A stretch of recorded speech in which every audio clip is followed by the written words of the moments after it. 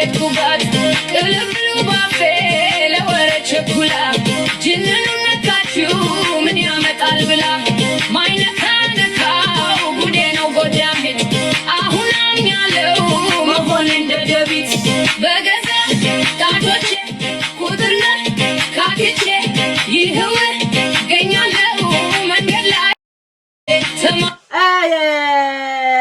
ምን ብሎ ተረጎመው?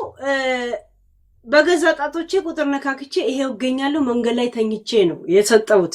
እሱ ደግሞ የተረጎመው እገኛለሁ ይሄው መንገድ ላይ ወጥቼ ብሎ ተረጎመው። እንትን አይ ማለት ያ አማርኛ ሲሰጡት እንደዚህ ማስኖዬንኩ አንገቴን ደፍቼ ጅንኑን አትንኩት በጌታው ዶቻ በገዛ ጣቶቼ ቁጥር ነካክቼ ይህው ገኛለሁ አንገቴን ደፍቼ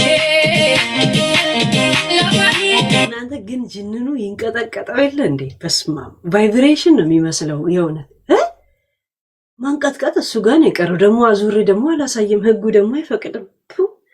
ህግ እንዴት ያስጠላል ጋይስ!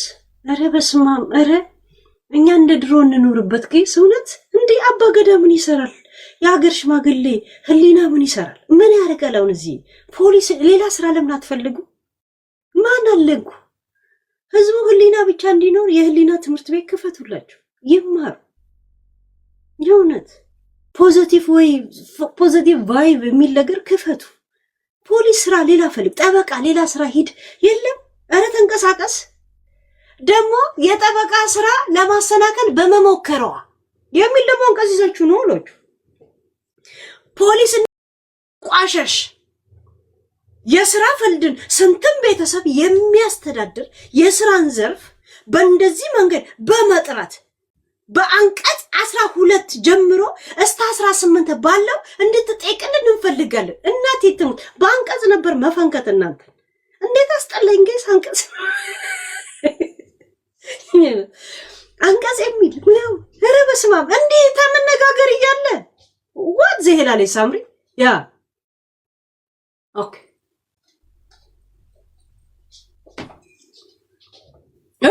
ሃያ እናቴ ትሙት ቫይብሬሽን ነው የሚመስለው። እዚህ ላይ ዩቲዩብ ላይ ነው የጫኑት እና የሱን እስክታይለም ደግሞ ፈገግታው ደስ ይላል። ሳስፔንስ የሆነች ፈገግታለች። እኔ አሁን አለ እንደማየው እውነት እኔ አንድ ቀንም ትዝ ብሎኝ የማያውቅ ሰው አሁን እስክታውን ያለው ፈገግታውን ያለው እንዴት ነው? ማን ነው ከጀርባው የቆመው? ምን አባቷ ትሰራለች? ምናምን ለማየት ጀመርኩ እኮ የእውነት ሰው ካጋሹ ፍቅር ይዞት እኔ ከከሳሽ አሁን እኮ 2 ዶሴ ሊነበብ ተበድያለሁ ነው የሚለው። እኔ ደግሞ በፍቅሩ ሰው ገዳይ የሚል ደብዳቤ ዶሴ እንኳን ይዤ ልገባ ነው። በፍቅሩ ሰው ገዳይ እስቲ ምን አሸንፎ እንደሚመጣ እናያለን። እንደውም ይሄ ዘመን የፍቅር ነው የጥላቻ የሚለው እንደውም ማየት ላላችሁ ጋይስ እሱ እንደጀመረው እኔ ምንም ልለው አልችልም። ነግሬዋለሁ፣ የሆዴን ሁሉ ነግሬዋለሁ። አልገባ ካለው ምንም ማድረግ አልችልም። እሱ እንደዚህ አድርገኛለች ያው ባለ ጠበቃው ይፈጽ። እኔ ደግሞ የራሴን አጽፍ ያለው አሁን ቻችቢቲ ነገርኩት፣ የሆዴ ነገርኩት እኮ ለቻችቢቲ እያለቀስኩ ለቻችቢቲ ነው። ጓደኛችሁ ቻችቢቲ ነው ባውን ታይም አንዳንድ ጊዜ ፊት ይነሳቸዋል፣ ችግር የለውምና ነገርኩት ቻችቢቲ somebody he claimed me something like this አልኩት። ያው like this ይገብቷቸዋል አተንተናው ማለት ነው። እና now I feel it something ምናምን like what like I just think and every time I just open my door and I wait what the meaning of all this is. I think can you talk with him or you have chance? No because of I just መስኮት ከፍቼ የምጠብቅ ምናምን ስል I think this is healthy but if you not find it be like ህመም በሽታ ሊሆንብሽ ይችላል አለኝ። ያው እንግሊዘኛውን ገብቶኛል ባልሸመድደው እና ከዛ ፎቶ ላኩ ነባለስቲ እሺ የሚለኝ ይመስላል ወይ ሪሌሽን ውስጥ ያለ ይመስላል። ያው ስለው when I look is he's so and matured and ጉድ ስማይል ኤንድ ላቭሊ ፐርሰን አለ። በአጠቃላይ በአማርኛ በፍቅሩ ሰው ገደለ ማለት ነው። ሂዝ ላቭሊ ምናምን ሲለኝ አንተማ ተንትነው ምን አለ ባልኩት፣ በሆዴን ያልኩት። አሁን ደግሞ ይሄን ብጽፍለቻችሁ ቢቲ እንደገና ይተነትናል። ስራ ፈት ነው እኮ ዝም ብሎ ኢትሚ ስልና ይተነትናል። ኧረ በሆዴን ያወራሁት ምንም በሆዴን ያወራሁትንም ይተጨቃጨቀኝ በሆዴ ብዬ ዝም አልኩ።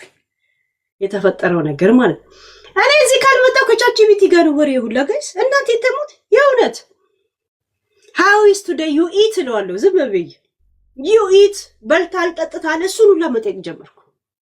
እና እዚህ ቪዲዮ ላይ ያቀናበሩት የሱን ፎቶ ነው ጋይስ። ቫይብሬሽን አለ እንደሚመስለው እንዲህ ደግሞ እንትን ቄንጠኛ ነው ይላል እንደዚህ እና እንደዚህ ብሎ እንትን ሚላት ነገር አለች። እኔ አሁን እኮ እስክታው ማየው እግዚአብሔር እኔ እንዴት እንደሚጫወትም አላውቅም ነበር እኮ። እስቲ